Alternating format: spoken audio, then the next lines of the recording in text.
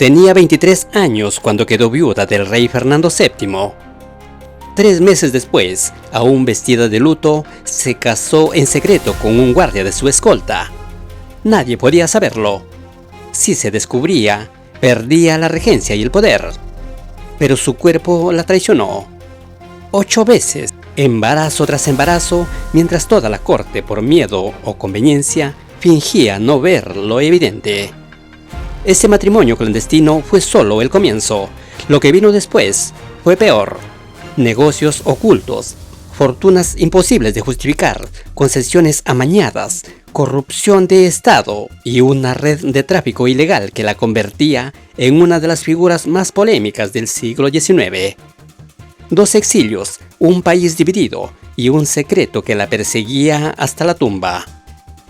Esta es la historia de María Cristina de Borbón, la reina que gobernó en las sombras y que terminó pagando el precio.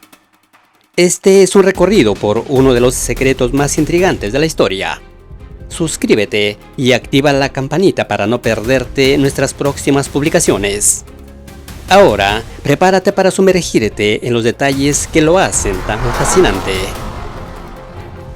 La historia de María Cristina de Borbón, 2 Sicilias, comienza en Palermo. Allí nació un 27 de abril de 1806 como hija del rey Francisco I. Su vida estaba destinada al refinamiento. Recibió educación en historia, idiomas y literatura. Pero la pasión de María Cristina estaba en el arte. Tenía un talento notable para el canto y la música, destacando en el arpa y el piano. Esa vida artística se detuvo abruptamente por la política el 11 de diciembre de 1829, cuando fue enviada a España. La casaron con su tío materno, Fernando VII. Él la esperaba desesperado, con 3 matrimonios fallidos a sus espaldas. Ella no era una esposa más, era la última carta del rey, la última esperanza para salvar la línea de sucesión de la corona. El 10 de octubre de 1830 nació Isabel. Era niña, no varón, pero Fernando VII ya había tomado una decisión histórica. Había publicado la pragmática sanción, anulando la ley sálica que impedía reinar a las mujeres. Isabel sería la reina. Este acto enfureció a su hermano Carlos María Isidro, quien quedaba fuera de la sucesión. Y así, la corona desató su propia guerra civil. Cuando Fernando VII enfermó gravemente, el ministro Calomarde obtuvo la derogación de la pragmática. Fue María Cristina quien, con una feroz presión, logró que su esposo se retractara y confirmara los derechos de Isabel en su testamento. El 29 de septiembre de 1833, Fernando VII murió. María Cristina quedó viuda a los 27 años y fue nombrada reina gobernadora durante la minoría de edad de Isabel II. 3 meses después de la muerte del rey, el 28 de diciembre de 1833, María Cristina contrajo matrimonio en secreto en el Palacio Real de Madrid. El novio era Agustín Muñoz y Sánchez, un sargento de la Guardia de Corps. La condición impuesta por el testamento de Fernando VII era clara. Si la viuda volvía a casarse, perdía automáticamente la regencia y la tutela de sus hijas. Por eso, el matrimonio se mantuvo oficialmente oculto, pero el secreto era imposible de mantener. Entre 1833 y 1844, María Cristina tuvo 8 hijos con Muñoz. La corte lo sabía. La reina regente gobernaba de día y daba a luz de noche, obligando a la élite a sostener una mentira de Estado. Finalmente, en 1841 solicitaron la bendición del Papa Gregorio XVI. No fue sino hasta 1844, con su hija Isabel ya mayor de edad, que el matrimonio fue legalizado oficialmente. Como reina regente, María Cristina se vio obligada a apoyarse en los liberales, ya que los absolutistas apoyaban al pretendiente carlista. Mientras el país se desangraba en la Primera Guerra Carlista, 1833 a 1839, que terminaría con la victoria del general Espartero, María Cristina navegaba la política entre moderados y progresistas sin contentar a nadie. Pero la guerra no fue su única preocupación. Desde el inicio de su regencia, María Cristina y su esposo Agustín Muñoz comenzaron a hacer negocios. Crearon una estructura de negocios a través de testaferros y compañías interpuestas y aprovecharon su influencia para intervenir en las concesiones, ferrocarriles y minas. Sus negocios crecieron exponencialmente aprovechando las concesiones y la necesidad de financiación del Estado. La pareja real se hizo con la construcción y explotación del ferrocarril de Madrid a Aranjuez y posterior prolongación hasta Alicante. Un negocio que garantizaba ganancias millonarias. Pero el centro de la pirámide de negocios estaba en las minas. Según acusaciones contemporáneas, en 1834, el entorno de la reina consolidó el control de los banqueros de Rothschild sobre las minas de Almadén. A cambio de préstamos al Estado, su red cobró importantes comisiones sobre las ventas de mercurio de Almadén durante más de una década. Se afirmaba en las crónicas de la época que no existía negocio lucrativo en España en la que María Cristina no tuviera un interés o un porcentaje.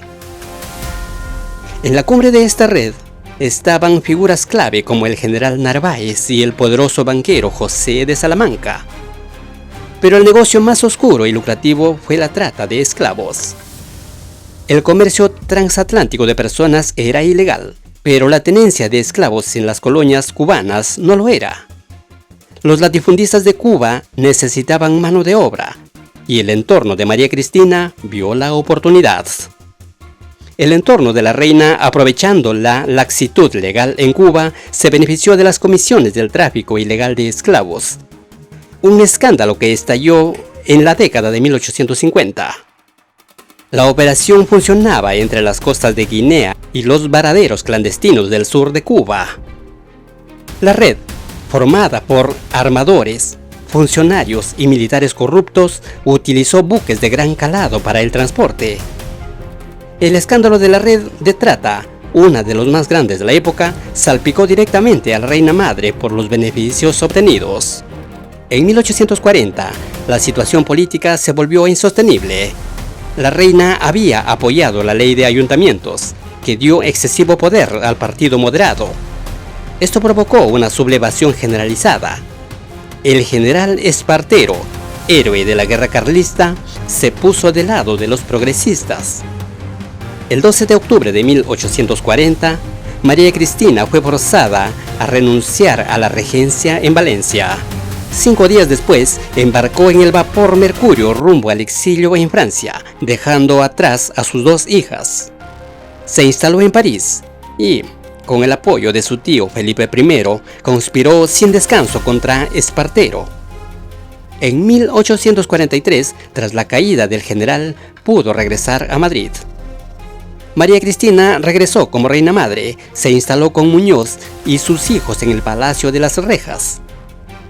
Durante los 11 años siguientes, ejerció una enorme influencia sobre su hija Isabel II. Intervino de forma decisiva en el desastroso matrimonio de Isabel con su primo Francisco de Asís de Borbón, una decisión política que desestabilizó la corona durante décadas. Pero el juego de la reina madre terminó en 1854 con una nueva revolución. El 17 de julio, los revolucionarios atacaron su palacio. María Cristina y su esposo huyeron a Francia, amenazados de muerte. Sus bienes fueron confiscados y, aunque le fueron devueltos 2 años después, la reina madre no volvió a vivir permanentemente en España. María Cristina se instaló definitivamente en Francia, comprando el castillo de Malmaison. Su esposo Fernando Muñoz murió allí en 1873. Desde el exilio, fue testigo del destronamiento de su hija en 1868 y la posterior restauración de la monarquía en su nieto Alfonso XII. Cuando el general Prim ordenó investigar el bolsillo secreto en 1868, la prensa hizo público que una densa red de corrupción había desviado grandes cantidades del erario público. La prensa estimó que María Cristina amasó una fortuna de unos 300 millones de reales, una cantidad estratosférica que provenía principalmente del tráfico ilegal y de las comisiones de Estado. Según algunos historiadores, ella es considerada una de las mayores corruptas de la historia de España. Su vida estuvo marcada por el poder, el escándalo y el exilio. María Cristina de Borbón falleció el 22 de agosto de 1878 en Saint-Adresse. Sus restos fueron llevados al Panteón de Reyes del monasterio de El Escorial, frente a la urna de Fernando VII, por la descendencia que le dio a la corona. Fue reina, regente, madre y abuela de reyes, pero también fue la mente maestra detrás de una trama de corrupción y tráfico que operó durante décadas. Entonces, ¿qué piensas? ¿Fue María Cristina una mujer de su tiempo que aprovechó las oportunidades que tuvo? ¿O fue simplemente una de las mayores corruptas de la historia de España? Déjame tu opinión en los comentarios. Si esta historia te atrapó, suscríbete al canal y activa las notificaciones para no perderte las próximas historias de personajes que cambiaron el mundo. Nos vemos en el próximo video.